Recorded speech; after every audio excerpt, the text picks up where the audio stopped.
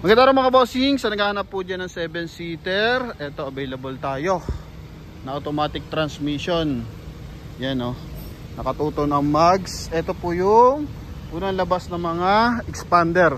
So GLS na automatic transmission to, kulay gray, mga nakatutong yung mags. Oh, yan. Then keyless entry na to.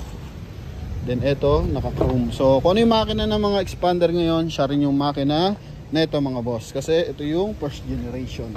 So sa mga interesado mga boss, mababang price lang natin ibibigay ito, no? Yan. So ito mga bossing is may coding na 3. So Tuesday ang coding natin dito mga boss, no? And price agad tayo mga bossing. Bentahan 670, pero sa atin mga boss makukuha mo lang 590,000 mga bossing, ha? 7-seater na yan, no? And dito sa kanyang headlight at fog light, presentable, naka-chrome. Ito, naka-chrome yung kanyang pinaka front grille mga boss. Oh, ha? Pinaka-concern ko lang dito is yung gulong, 80% red light mga boss. Then the rest, maayos. May mga konting gas-gas, pakita na lang din natin mga bossing. Pero ang laki ng diferensya ng presyo mga boss, no? Ito, oh. Yan lang naman mga boss. Oh. Okay, then naka 5 stud. R16 yan mga boss. Then dito, running board, kulay silver. Then signal light sa kanyang side mirror.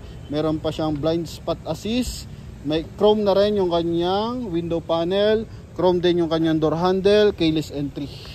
Yan, ikutan natin ang bahagya doon mga boss. Aha. Yan. LED lights na rin to mga bossing. Gara, oh. Ha? Hindi ka mapapag-iwanan sa design kasi ano yung design expander ngayon, yun lang din naman to mga boss. May konti lang difference about sa mga bumper, pero sa features almost same lang. Naka cruise control, 2D audio system with reverse parking camera, so dito mo na makikita.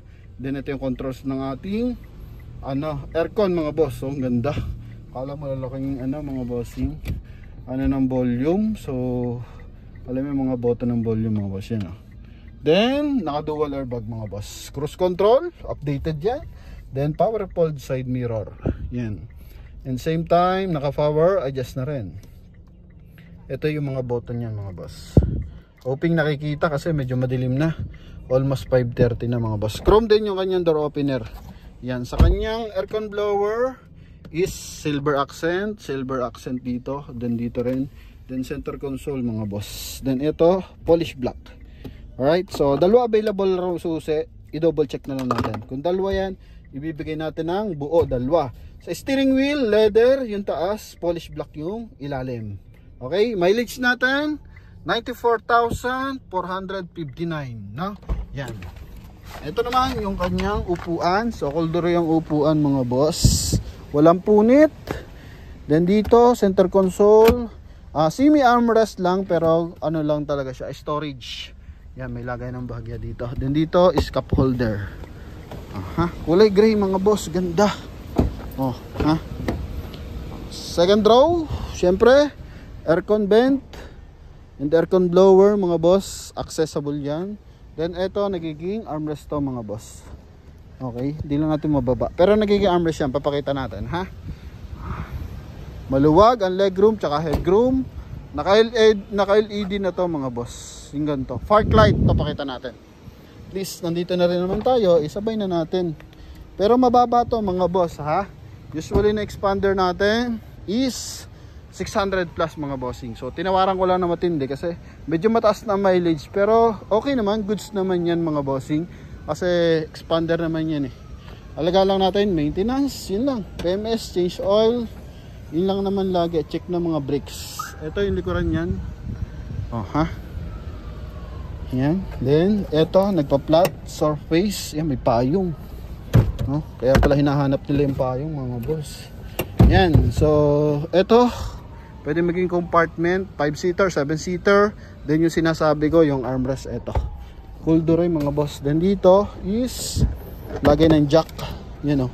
Lagay ng jack yan, mga boss. Aha. Wala namang basag yung ating mga panel. Buo naman siya.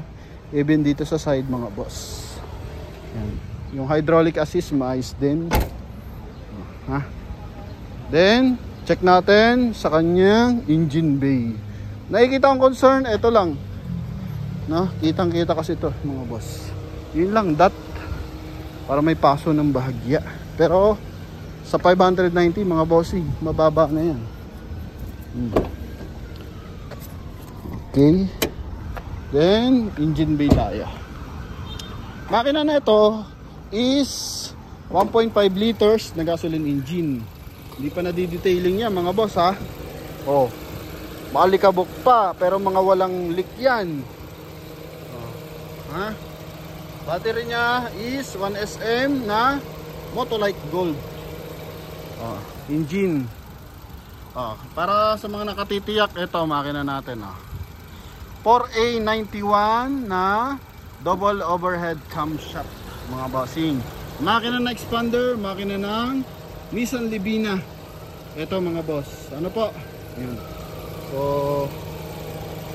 walang talsik, walang kausok-usok mga boss, no? Pero request natin, pagkakuha, i-change oil pa rin. Timing chain to, kaya sobrang pino. And unlimited, ano naman yung kilometer mga boss. Hanggat hindi umiingay yung tensioner, wala kang dapat palitan yan. Alagaan mo lang sa change oil mga boss, no? Yan, so, eto. Kung pahit-payahan lang, wala problema. So, kung sasabihin na iba, medyo mataas ang mileage para sa ganitong model, okay lang naman kasi timing chain naman to. Okay, ha?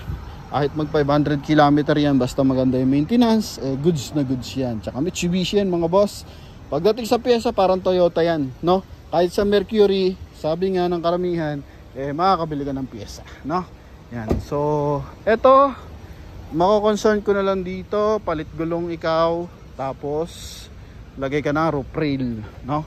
Huwag yung binubutas, no? Yung kinaklamp lang, para mas gumapo to. Yan, no? And about to sa ground clearance, mais naman ground clearance na ito mga bossing. Paras lang naman siya ng kaha ng expander cross tsaka expander. So upgrade lang yun sa mga suspension. Tsaka sa mga ginagamit nilang mags, minsan kasi R18, R17, ito kasi naka R16. Pero panalo pa rin kahit lumang modelo na expander, win na win ka pa rin. Kasi alam mo naman expander ngayon, the number one, ano pa rin yan, MPV, no? Yan, multi-purpose vehicle mga boss. Siya pa rin ang nangunguna.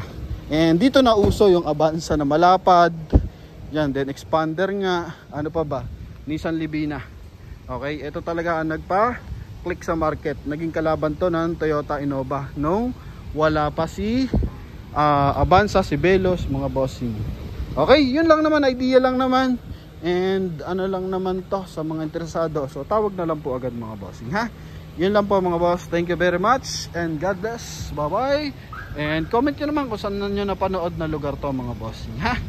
Yan, so thank you. Hoping lahat ng inyong dream car mapag-ipunan and makakuha tayo mga boss, no? Huwag nating madaliin, tsaga-tsaga lang.